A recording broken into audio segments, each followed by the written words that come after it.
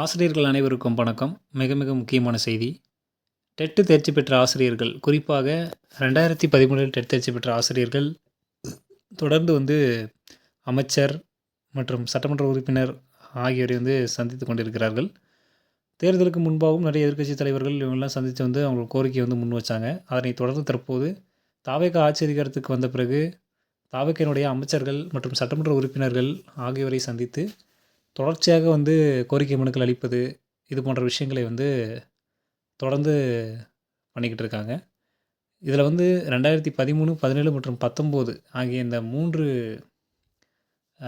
வருடங்களில் தேர்ச்சி பெற்ற ஆசிரியர்களின் சார்பாக 2013 தேர்ச்சி பெற்ற ஆசிரியர்கள் தங்கள் கோரிக்கையை முன்வைக்கிறார்கள்.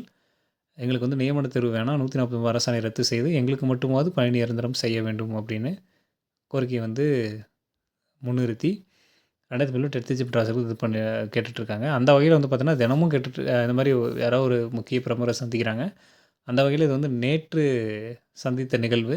இந்த வீடியோ கிளிப் நான் உங்களுக்கு ஆட் பண்ணுறேன், நீங்களே பாருங்கள். நேற்று அமைச்சரை சந்தித்து அவங்களோட கோரிக்கைகளை முன் வச்சுருக்காங்க.